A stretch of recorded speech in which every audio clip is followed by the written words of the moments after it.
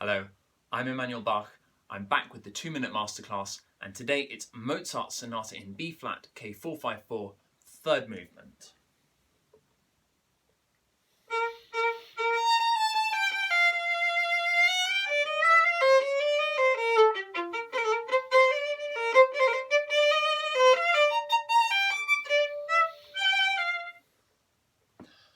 I think the secret of this movement lies in remembering that it is not just enough to play with simply a beautiful sound and lovely phrasing. We have to endeavour all the time really to put across the character.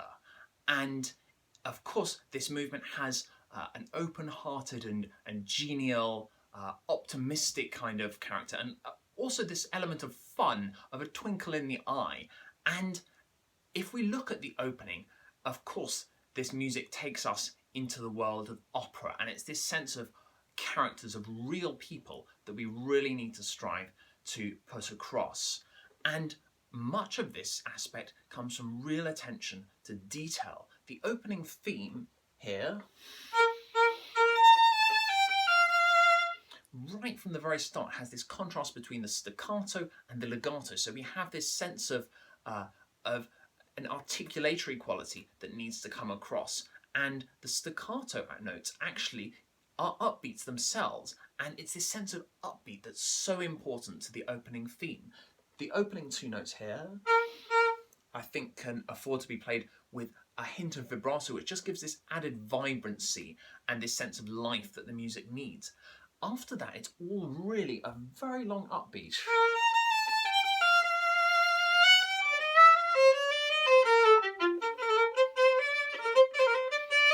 And it doesn't even stop there. The sforzando notes, we can both lean a tiny bit and also use bow speed and just, again, a hint of vibrato to add this sense of playfulness to the music.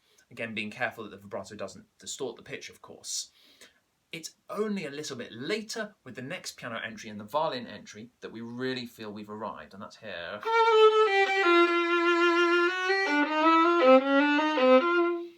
And there, we need to think about what we're contributing as the violin player to what the piano is doing, because the piano, of course, has the theme there, but the violin is still forte. So we need to really ensure that we bring something to the music through our phrasing and through our sound. And I think it has to sound very warm-hearted and well-meaning and genial, and very legato, really. And I think we can actually afford to vibrate these faster moving notes as well as the long note, so that it feels like we're really singing from our heart. The violin can certainly do that particularly well, and I think it brings more meaning to the music. It makes it sound more legato and more lyrical. Of course, then we have something contrasting, which is the playful element of the music. And that just is a matter of contrast and control. Unlike the opening where we have this staccato legato, it's a dynamic contrast now. The chords here, very warm, open and full, with confident and large bows and some vibrato as well. Of course, there's contrasting material to follow. Some of the more important material, I think, is here, which is a change in harmony as well.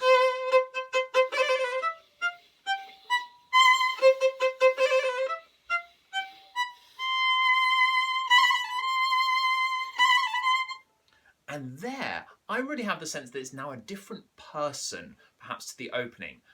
When the violin enters accompanying the piano in forte here, it already, I think, has a more masculine quality to the opening, and that quality comes back here. Although it's high, to me it evokes someone important and the sound of laughter with these notes, because the off-the-string character gives them the sound of someone saying ha ha ha ha, and someone perhaps laughing at how important they are and how lovely it feels to feel important. A count, I think, is that particular character. And once again, the sudden fortes are a playful element, as though you can do anything that you want. Again, there's more contrasting material to follow, and the next place I'm thinking of here And that exchange with the piano is different to this spot here, where the violin is doing something different to the piano. So two people in the same place doing different things. Now it's two people doing the same thing, but at different times. First the violin is higher, and then lower than the piano. And we just need to modulate the dynamics so it's slightly softer when the piano is higher. That will also bring out the contrast even more effectively. The last place I'm thinking of is towards the end, and that's where this passage occurs.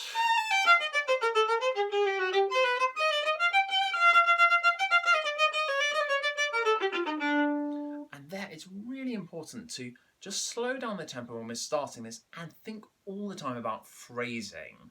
And we really need to ensure that there are peaks and troughs, ascents and descents, so that none of it can sound in any way dull, and the energy just bubbles all of the time, which is what this movement really, really needs and is really about. It really affords, it really pays off to play slower and really trying to sing with the bow.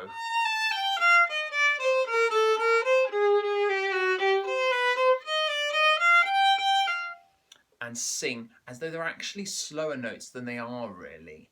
And that way the music will have this wonderful effervescence and energy and optimism all the time that it really needs. That's all for today.